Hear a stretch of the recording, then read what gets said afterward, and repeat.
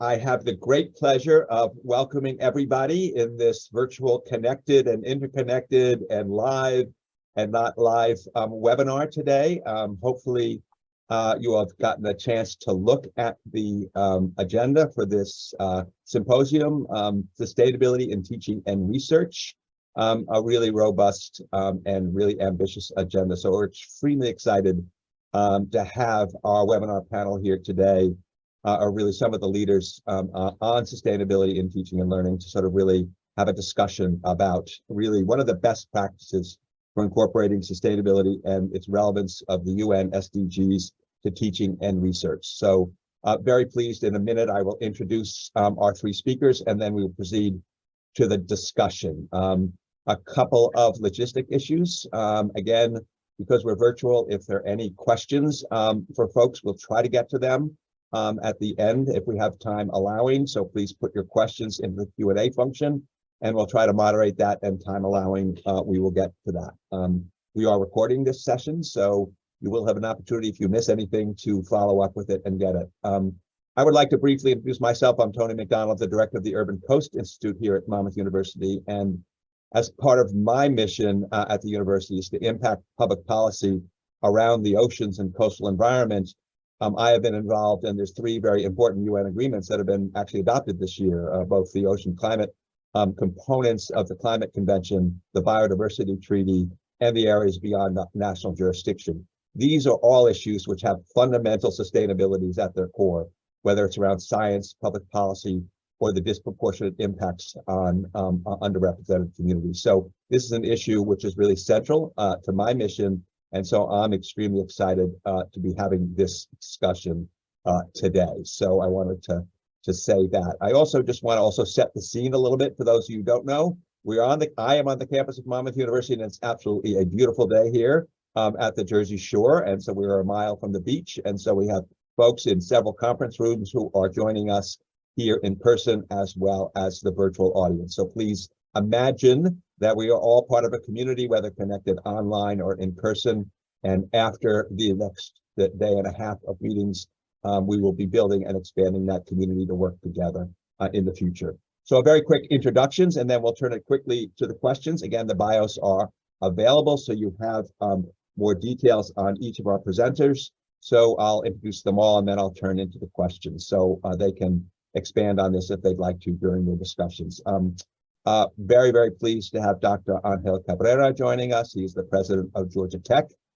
We are a university of 4,000. He is a university of 45,000 and a technology and research focused university.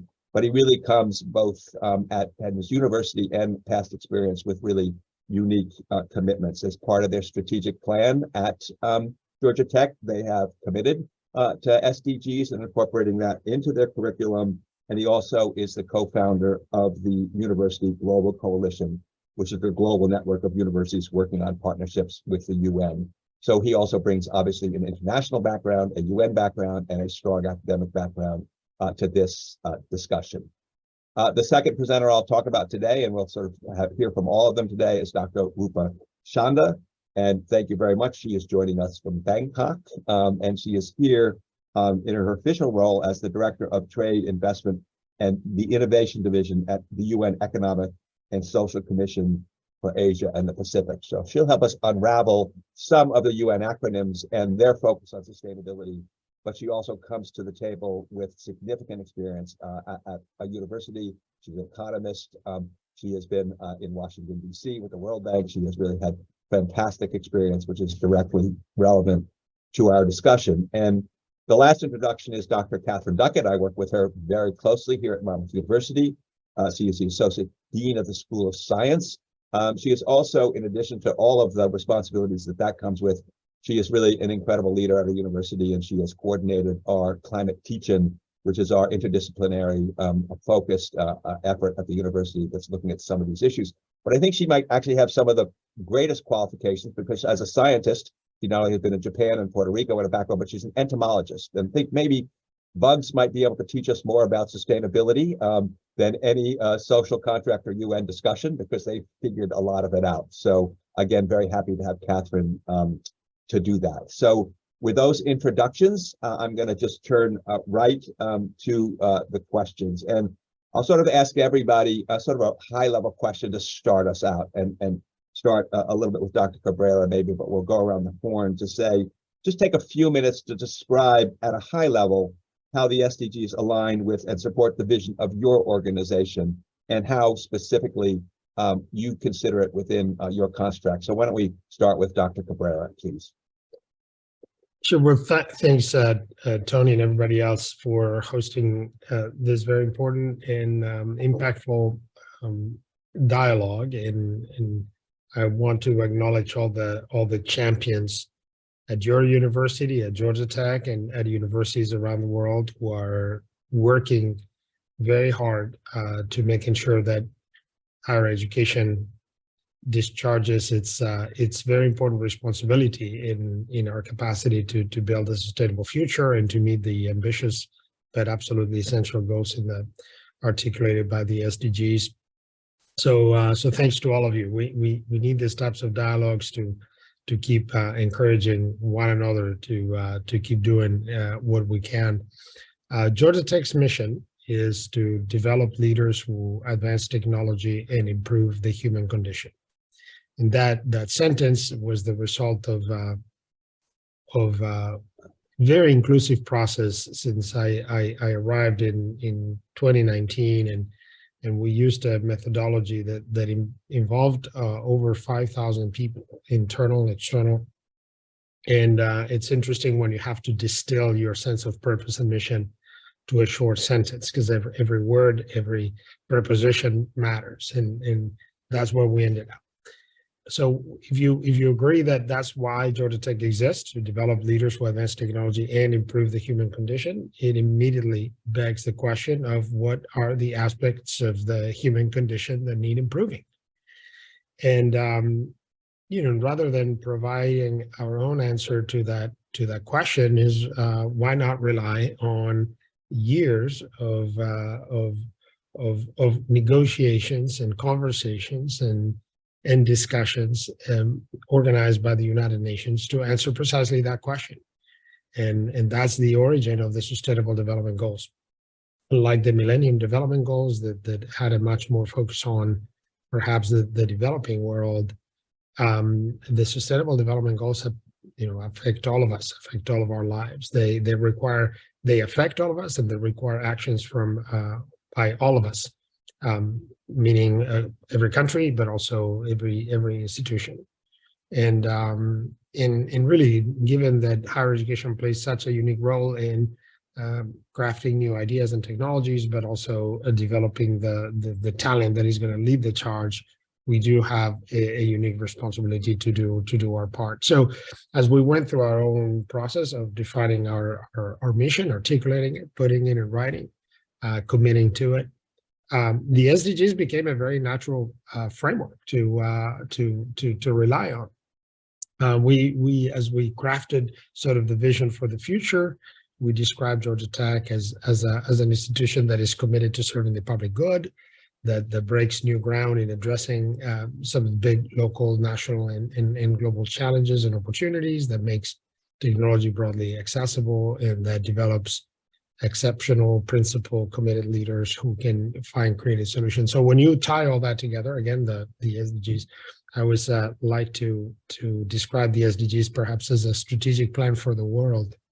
And like all plans, the parts of it that we may agree more or disagree, but it is actually a pretty major undertaking to bring consensus around those goals. So it's been a very, very useful framework in the life of the university, asking ourselves, okay, now are we delivering on that? And are we delivering on that both on the teaching side? Are we providing the right content? Do we need to create new courses? Do we need to shape some of the activities? Do we have the right service learning opportunities for the students to develop into that kind of leader and mindset? On the research side as well, it's helping us. We're bringing together different initiatives around sustainability, trying to get ourselves better organized. But it's also very interestingly helped sort of channel our our actions in a much more intentional way around our very own operations, our campus, for example. Are we leading by example? So once you make these commitments public, immediately attention comes to you, and when you're not consistent with those, our community calls us on it. And so anyway, that framework has really helped on every aspect of our operation. I appreciate that. We're going to dig a little deeper in the follow-up questions on some examples of how that has then kind of trickled down into the way you operate and examples of success. So really a great challenge to folks to really have a clear commitment that is public and shared so that you then are accountability. So thank you very much. And Dr. Chanda, I know you bring not only your UN experience, but the World Bank and also your professorship perspective. So maybe your thoughts a little bit again on how, at a high level, some of the SDGs do provide a framework for really implementing actions. So, just like Georgia Tech's president, he mentioned that it provides a very useful framework. I think for the UN also, it's almost like providing a perspective, a direction, and a purpose for why we exist.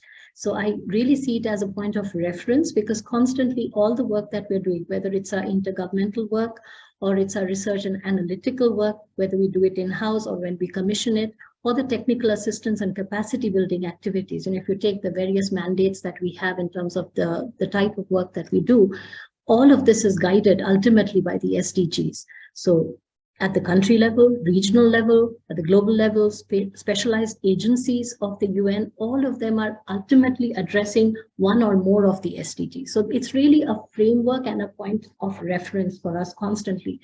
Now, when we look at the projects that we do carry out in countries, the constant refrain is which particular SDGs are we targeting through those particular activities? What are going to be the outputs and what contributions will they make, say, for instance, towards women's empowerment, or towards accessible and affordable healthcare, or circular economy? Even in our engagement with the private sector, for instance, in the division where I am, we are looking at engagement for improving sustainability practices within businesses. So all the focus is really on the SDGs and how we better the world by attaining the SDGs through the various stakeholders that we engage with and through all the kinds of activities that we do. So I'll just stop there and we can get into details of particular activities. Great, I appreciate it. It always strikes me when I look at this that they're simultaneously foundational and aspirational, and so to me it's a great way of thinking about how you look at very specific UN instruments or very specific issues in the region. That's there's a statement of principles, but they're also a statement of aspirations, and that you don't get that very often. So I appreciate your thoughts on that. Dr. Duckett, your thoughts? So you're asking, how can the SDGs help focus the liberal arts mission at a school like Monmouth, which is small liberal arts, a much more regional institution than Georgia Tech, which is a national or international leader? The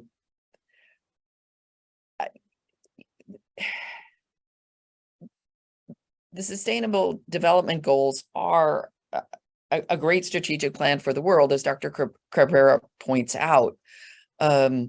However, a more provincial institution like Monmouth needs to sit down and examine what our functional mission is versus our stated mission.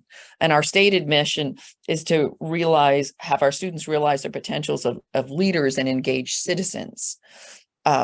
We haven't necessarily incorporated sustainability yet into our mission, although all over campus, someone is engaged in some one of the Sustainable Development Goals for educating Monmouth students. We're in a interesting political corner of the United States where some educators may, although they're completely focused on the goals, are not going to articulate them using the UN sustainability framework for political reasons.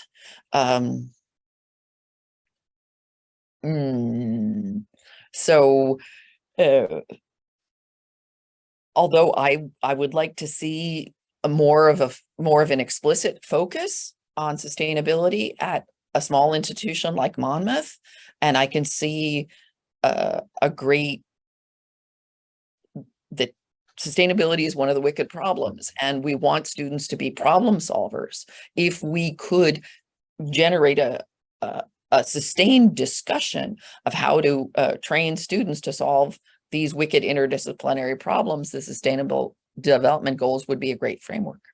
So I appreciate that. And clearly the issue in sustainability is working across pillars, and you see that in an academic and also international framework. So I think that challenge is one of, and the challenge of inertia, as Dr. Chanda and I were talking before this, that is just a reality, a scientific reality, but also an institutional one from time to time. And thinking about those issues intentionally is probably where we're going to go moving forward with some of the other questions. So I appreciate those challenges and the thoughts about that. So let's move on then a little to the level. So what are some examples of success, or examples you can say, either particularly involving academic institutions or working with the UN in ways that really can achieve success? And one thought I had listened to Dr. Duckett was that, and as evidenced by the agenda for this thing, is a lot of people are doing it, but they don't know they're doing it. So it's also making the connections in an explicit way to the Sustainability Development Goals as much as institutionally trying to figure out what their commitment is. So Dr. Chanda, can you talk to any specific thoughts or examples you would share with the group on how we can start implementing successful programs or breaking down walls to put the SDGs front and center?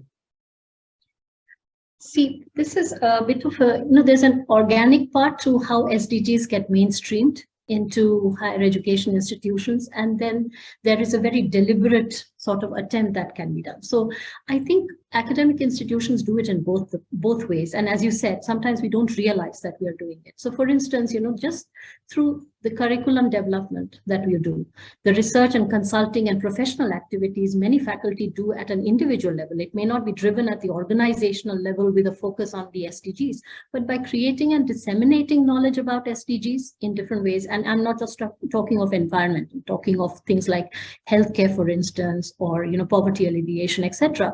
You're enhancing awareness and understanding of the SDGs as well as how they can be realized. So I think that in itself is an inorganic sort of way in which academic institutions are helping. And then, of course, through scientific research and advancements in technology, which happen in the labs of the academic institutions, for instance, improving energy efficiency, the partnerships that they have with industry and government, the policy advice and formulation. I'll give an example from economics, for instance. The whole field of experimental economics, which has really taken off, the behavioral economics.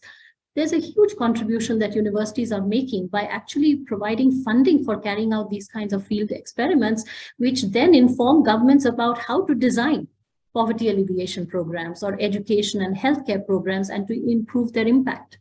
So this is a very concrete example. We may not be doing it with a particular focus on the SDGs, but it's happening. So it's really much more about the ecosystem and the incentives and the sort of funding and other capacities that are there within the institutions which actually help deliver the SDGs. Now, in another way also, I would say, just in general, educational institutions are helping shape young minds. But when you're providing them with the foundational and the applied skills across different disciplines in the way you design your courses, if they're multidisciplinary, well, the SDGs require a multidisciplinary sort of integrated approach to understanding and problem solving.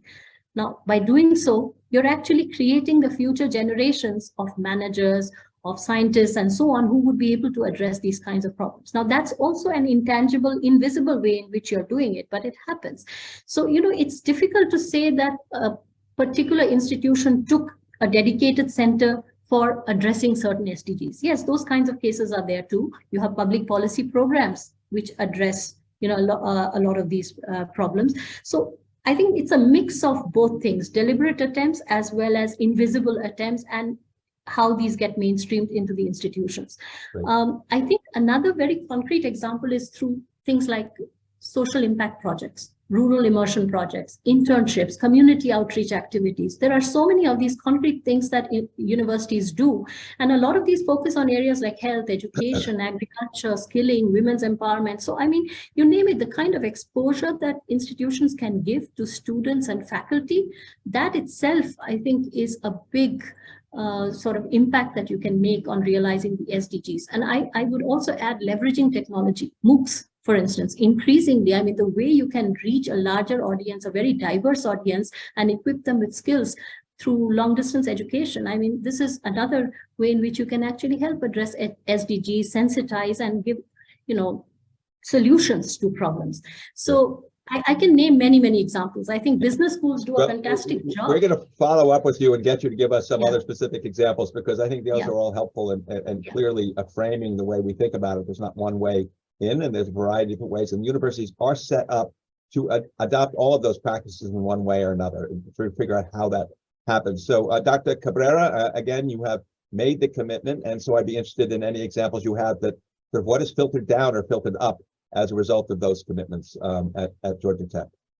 Yeah, so universities, as we all know, are complex organizations, and so I think what our overall institutional commitment and this linkage of sustainability and the Sustainable Development Goals to our mission, what it has done is, if you will, empower a whole host of different programs all throughout the institute. And folks who may have been champions of this, but in a way have their own kind of lonely quest for change, have found a shared sense of commitment to this. So I'll give you some examples. We have probably our biggest service learning unit is called Serve, Learn, Sustain, and they run a summer internship program that very intentionally places students with local city governments, but also nonprofits, specifically to address areas that align directly with the Sustainable Development Goals.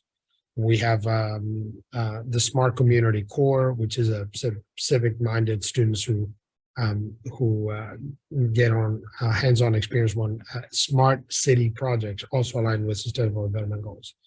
On the we have traditionally it's actually only, I think, 7 years old. We have our big business incubator, our startup program, student startup program, is called CreateX. CreateX has become a big success. It's growing. It's become the biggest business incubator in Georgia, one of the biggest business incubators in the Southeast. Well, CreateX has now created a branch of CreateX, which is Sustainable X, and it's a startup incubator focused on building companies that specifically address environmental or social issues.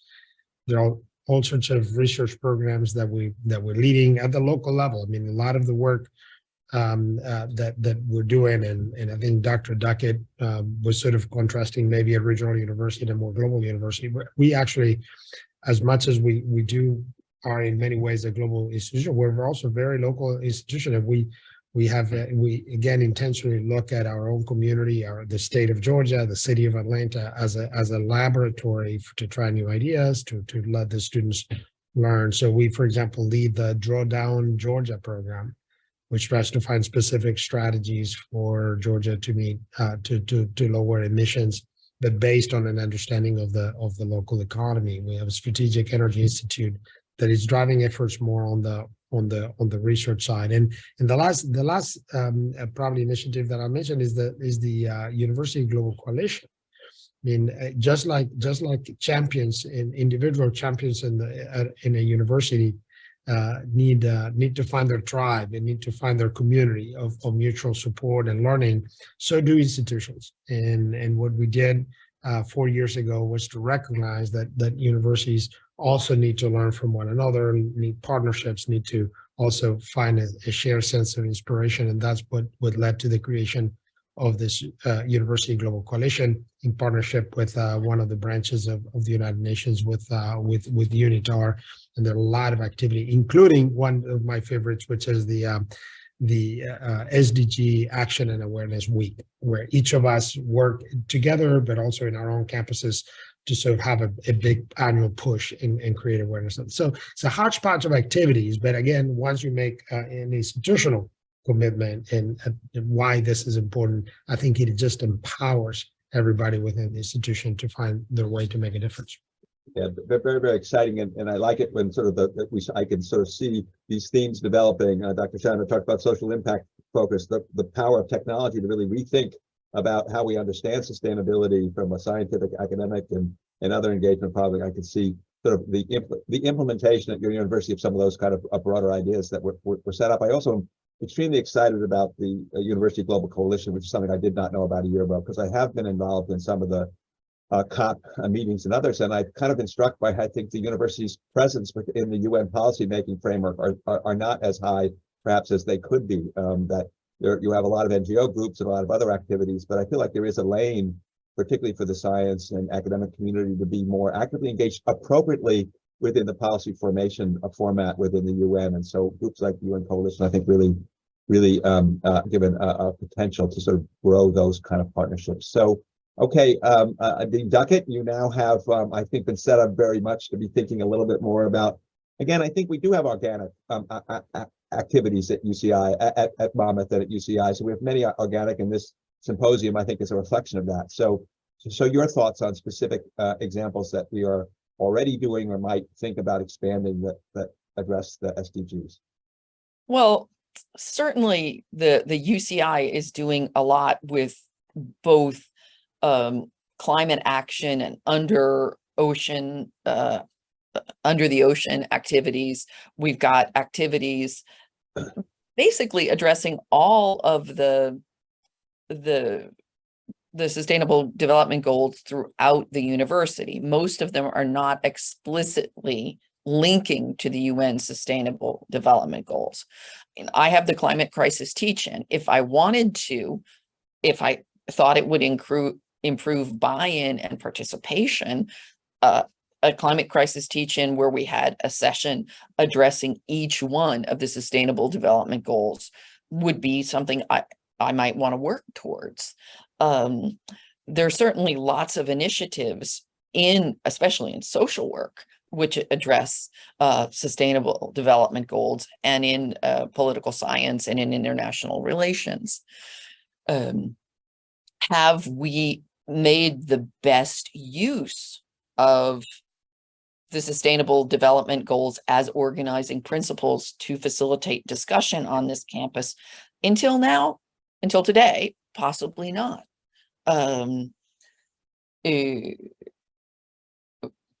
I do know that in my own classroom, because of Tammy Murphy's efforts in increasing knowledge of climate change and climate action, there's a lot of progress happening in secondary education in New Jersey. And the time may be right to start framing the strategic plan for the world, and Monmouth expanding their efforts and engaging with the Sustainable Development Goals explicitly rather than implicitly. Appreciate that. Kind of one of my takeaways that I'm hearing it reflected from Dr. Cabrera's presentation was the lonely voices that are out there. But all of a sudden, I've been here for 19 years, and until we started the symposium, I knew many of the people, but I hadn't a clue about the depth and the breadth of interest at Monmouth University amongst the students and the faculty. So I do feel like this concept that you're talking about, Catherine, about connecting some of the strengths that are there that are organically happening, but also thinking about making sure they're not lonely voices, but they feel that they might look for partnerships, and that could be bilateral or groups. So I feel like this alone we're kind of already a success by trying to identify what's coming out of the symposium here at Monmouth, and also sharing it with some of the participants online and here at Monmouth. So appreciate that. So I'm going to go to one more level of granularity, because core to university missions and core, I think, that UN also, in terms of some of the issues in educating the next generation. I mean, that's really what our job is, to prepare them for a variety of different applications. And for those who don't know, First Lady Tammy Murphy, she has been a leader in our state, and this was mentioned this morning, about embedding climate and sustainability within education curriculums, K through 12. So it really has been a passion of hers, and so we in New Jersey are starting to lead the way with regard to that. And if we're going to recruit those students, we better have programs here at Monmouth that actually address those things that they'll be learning in their first 8 years or 12 years of that. Catherine, did you want to add something to that? It's made a palpable difference in the classroom. The students coming in are much more well educated than they were 4 years ago. Following up on that though, so maybe can you tell us a little bit about, really, we talk a lot in our syllabus developments and curriculums about divergent learning outcomes that are particular. So I wonder if you can maybe provide any examples of thoughts about how more specifically some of these ideas do get embedded within the curriculum and into either the degree programs or into the specific degrees themselves. So maybe Catherine, I'll start with you a little bit about ideas you have for what we could do or examples. I think you developed some classes at Monmouth that are good examples of that, but I wonder if you could expand a little bit more on how you see that being delivered in the classroom. Well, one of the problems with higher education is silos, granularity, disciplinary practice. And as Dr. Chanda mentioned, the Sustainable Development Goals are all interdisciplinary, all require interdisciplinary study and solutions. And in higher education, there are some administrative barriers to interdisciplinary education and interdisciplinary problem solving. But the world is confronted by multiple crises at this point, and these are all interdisciplinary crises. In the United States, we have a racial crisis, we have social crises with opiates, we have environmental crises that are not even related to the climate crisis, and then we have the climate crisis. And hopefully we're educating students to solve problems that we do not yet know exist. And I feel that the Sustainable Development Goals can help focus us on problem solving in education and how to create problem solvers and how to create systems that are problem oriented in education. I've worked mostly in the general education because it's easiest to create new curricula there. As I've mentioned, I also created the climate crisis teach-in for some interdisciplinary focused topics that we can't really fit into the curriculum. Yeah, and I think higher education needs to be more flexible. Good luck on that one. So we'll take that on at our next symposium. Dr. Cabrera, maybe you can help us organize that one. So that's great. But I do appreciate really sort of again, it kind of I think it raises the issue of, it's funny, the aspirational things is to challenge the student to solve tomorrow's problems is at the fundamental of sustainability. It's not defining today's problems. And so that's the issue. We can solve poverty. We can solve women's rights. We need to solve these problems, and therefore we need new innovations to do that. So I really like this. Sorry, I don't usually use sports metaphors, but the Wayne Gretzky, let's please skate to the puck. Let's anticipate where the puck's going to be, not the other way around. So I appreciate that very much. So Dr. Cabrera, your thoughts, and I mentioned teaching specifically in the classroom, but obviously research increasingly is part of, even an undergraduate institution like Monmouth is increasingly part of the experience that students are looking for when they come either undergraduate or graduate level. So your thoughts about more specifically about how this is manifesting itself in the research that's being done at Georgia Tech or in the classroom. So first, I mean, it forced us to, by making this commitment, to have a better answer to that question. So I think this has helped us almost inventory everything that is happening, and even those who were deeply involved in this work have been surprised by how much more we're doing that we even knew we were doing. We have more than 1,000 people, for example, at Georgia Tech, and no one would have guessed that number, working on just clean energy. 300 alone on solar, but we have people working on hydrogen, on sustainable aviation fuels, on combustion. For as long as we burn fossil fuels to fly, we need to figure out how we're going to extract the last joule of energy from a drop of fuel. Carbon circularity, carbon capture, batteries. Some of our biggest spin-offs by faculties and is an anode material technology that it's a pretty massive startup actually for batteries.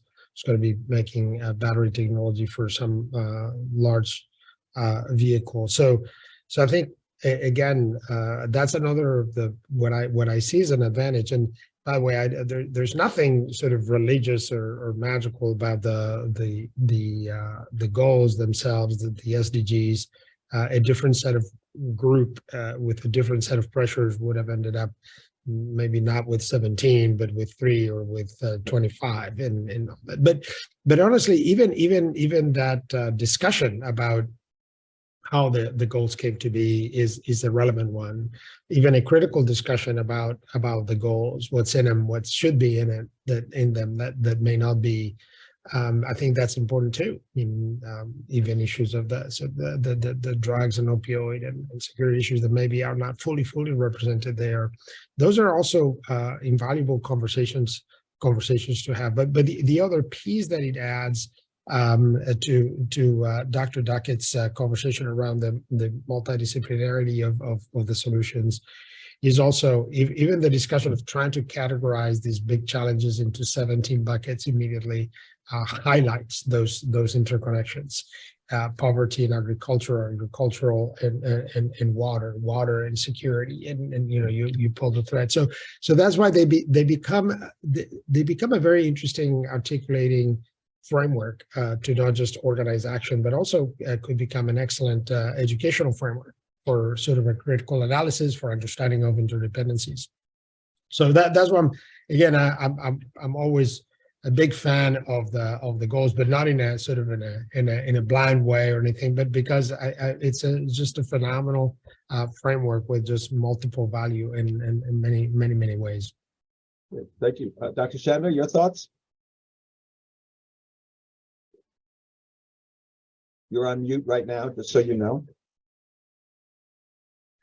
So let me answer, in terms of how I see the UN actually advancing the SDGs through the university system, because we do a lot of work with universities. And I think the partnership between the UN and the academic institutions is extremely important.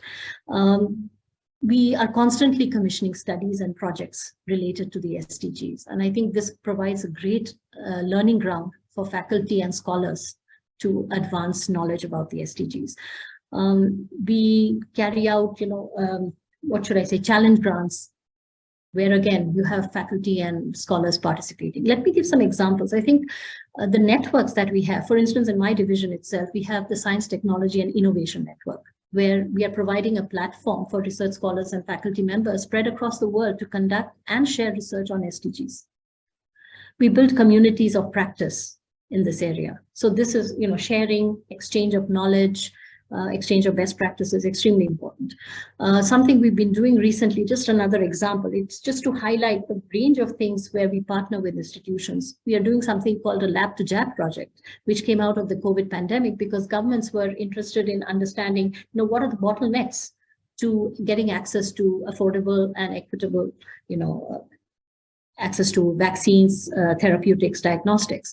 And so we've involved universities across the world to understand the vaccine life cycle and to see what the challenges are, from regulatory issues to transport and logistics bottlenecks, financing issues, IP issues, technology transfer, etc. Again, we're helping in terms of advancing the body of knowledge through the educational institutions, and ultimately it is for the betterment of all the countries.